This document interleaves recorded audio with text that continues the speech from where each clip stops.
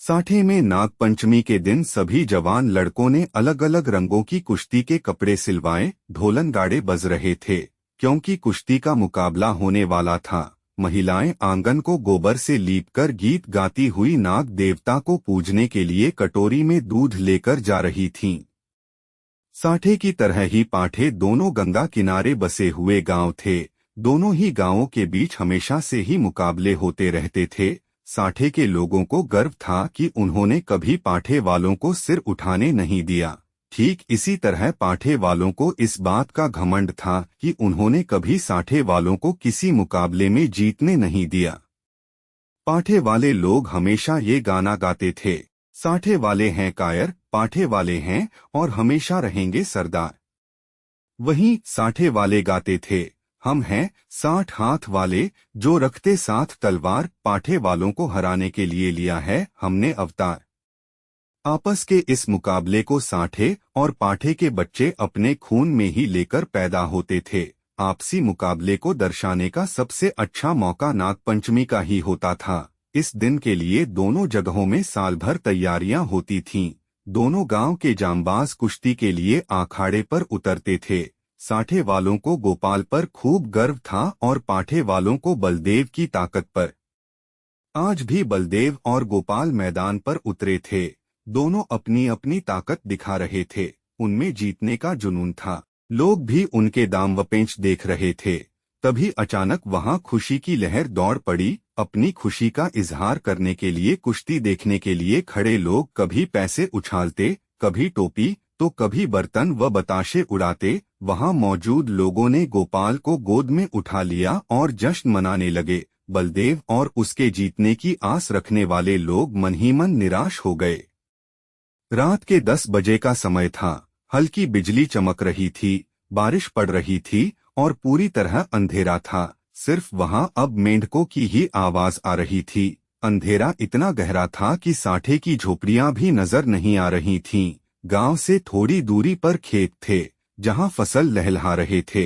वहां जंगली जानवरों की आवाज ही आती थी। इसके अलावा कोई दूसरी आवाज आती तो रोंगटे खड़े हो जाते थे। उस अंधेरे में आग की लपटें ही सहारा होती थी। उस लहलहाते खेत की रखवाली करने का जिम्मा हर रात को किसी न किसी का होता था।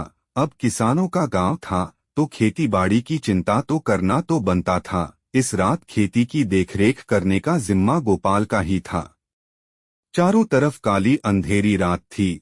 वो खेतों के आसपास ही था, लेकिन नींद बहुत तेज आ रही थी। वो किसी तरह से अपनी नींद को भगाने की कोशिश कर रहा था। इसी कोशिश में कुछ देर बाद गोपाल हल्की आवाज में गाने लगा। तभी गोपाल को पाँव की आहटें सुनाई दी। कान लगाकर गोपाल इन आहटों को सुनने लगा और अब उसकी नींद भी गायब हो गई थी। वो डंडा हाथ में लेकर इधर उधर देख रहा था। तभी उसके सिर पर किसी ने जोर से लाठी मार दी। वो नीचे गिरा और रात भर वहीं बेहोश पड़ा रहा। बेहोशी की हालत में भी उस पर कई बार वार किए गए। उस पर वार करने वालों को लगा कि वो मर गया है, लेकिन ऐसा नहीं था। हमला करने वाले पाठे के लोग थे, जिन्होंने अंधेरे में अपनी हार का इस तरह से बदला लिया था।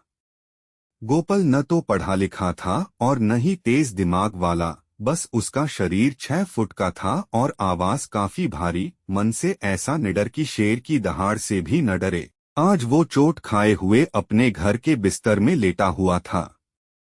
रात को हुई इस तरह की वारदात की वजह से गांव में पुलिस पहुंच गई। गांव में पुलिस को देखकर कुछ लोग डर गए तो कुछ रोने धोने लगे। गोपाल ने अपने साथ जो भी हुआ उसकी रिपोर्ट भी नहीं लिखाई थी। दरोगा ऐसा था कि बिना गाली के उसके मुंह से एक बात भी नहीं निकलती थी। वो मुखिया से सवाल जवाब करने लगा। मुखिया ने दरोगा से कहा, मुझे माफी दे दीजिए।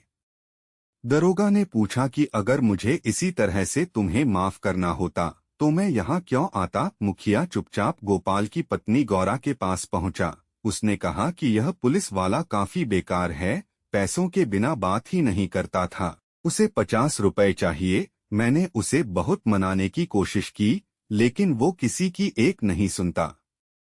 गौरा ने मुखिया से कहा कि पैसे की क्या बात है, बस हमारे पति की जान बच जाए, जान से बढ़कर और कुछ नहीं होता। आज के लिए ही तो कमाया था।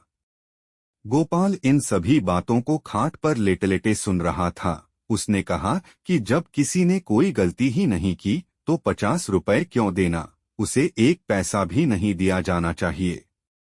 ये बात सुनकर मुखिया का चेहरा पीला पड़ गया। वो बोले, धीरे कहो इन बातों को, अगर दरोगा ने सुन लिया तो परेशानी बढ़ जाएगी। गोपाल ने जवाब दिया, 1 कौड़ी उसे नहीं दी जाएगी। देखता हूँ कि मेरी बातें सुनकर कौन मुझे फांसी पर चढ़ाता है।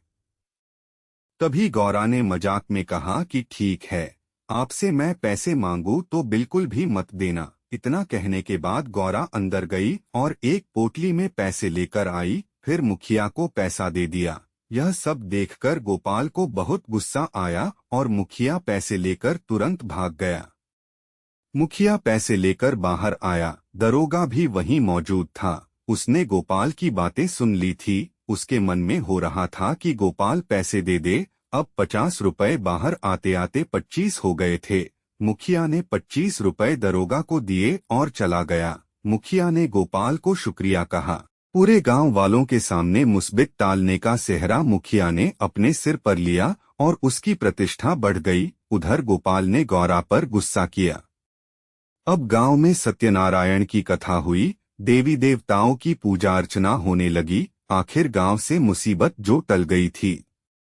सभी लोग मिलकर सत्यनारायण की कथा सुनने लगे। गोपाल भी चादर ओढ़कर कथा सुनने लगा। वहां गांव के कई प्रतिष्ठित लोग भी मौजूद थे। पटवारी ने गोपाल से कहा कि सत्यनारायण की वजह से ही तुम पर किस तरह की आंच नहीं आई। गोपाल ने अंगड़ाई लेते हुए कहा कि सत्यनारायण की महिमा का तो नहीं पता, लेकिन यह अंधेर जरूर है। कहानी से सीख, मुसीबत पड़ने पर दिमाग से काम लेना चाहिए। यूं ही किसी पर भी भरोसा नहीं करना चाहिए।